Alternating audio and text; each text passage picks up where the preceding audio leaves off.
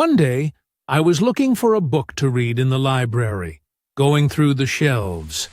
Suddenly, my eyes fell on a book that was on one of the shelves. Although all the other books were clean, this particular book was dusty. As usual, I picked it up and cleaned it with the handkerchief in my pocket. The name of the book was Jessica.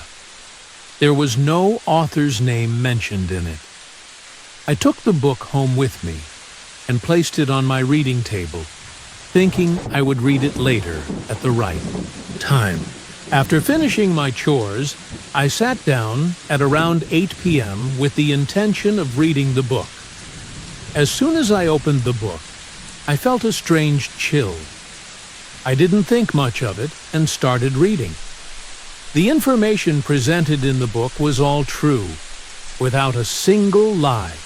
The story in the book revolves around a person named Jessica. The story begins around 21 years ago, when a girl was born in the household of the eldest son of a well-known family in a village. Her birth came with the tragic death of her mother. After this, the family and the villagers branded the baby girl as a bearer of evil powers, as her birth seemed to coincide with some ominous event. The child was named Jessica. From that moment on, she was always treated with indifference by her family and the villagers. No one cared for her upbringing, and she was handed over to a servant woman for care. Thus, Jessica grew up. When Jessica was 2 months old, her father remarried. When she turned 2, her father's second wife gave birth to a son named Alan.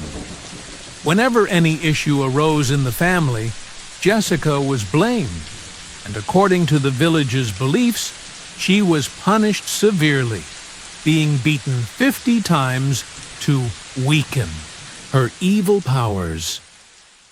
This continued as Jessica grew into a young woman, while Alan also grew up. Alan treated Jessica with love and respect, like an older sister.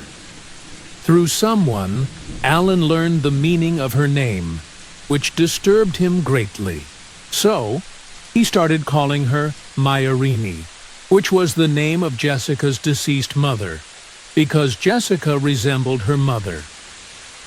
As time went on, the abuse towards Jessica increased. One day, the family's business suffered heavy losses, and they once again blamed Jessica for it, thinking it was caused by her evil powers. That day, Jessica was subjected to various forms of abuse.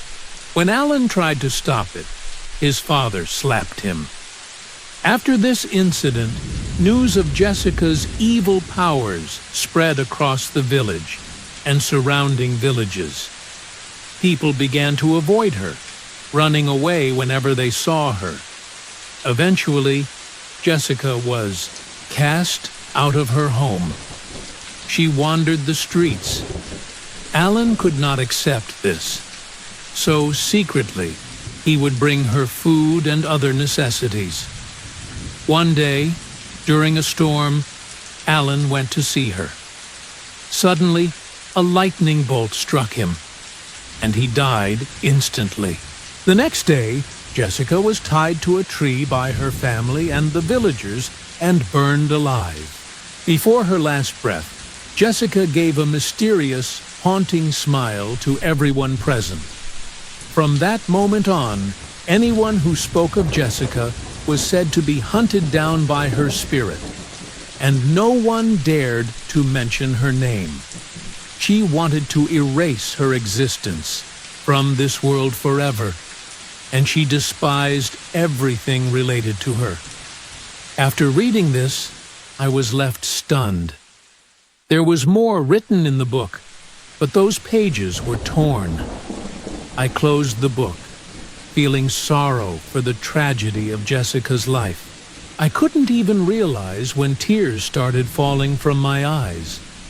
Suddenly, the power went out, but it came back after a moment. I glanced at the book again. I told you, I don't want anyone to feel sorry for me, did I? I don't want anyone to use my name or know anything about me. I suddenly began to hear these voices from behind me, one after another. I quickly turned around and saw a figure standing there. The figure was completely burned, and I can't describe how horrifying it looked. Suddenly, the entire room was filled with terrifying screams. I told you, I don't want anyone to feel sorry for me, did I? I don't want anyone to use my name. No one should know about me. No one will survive.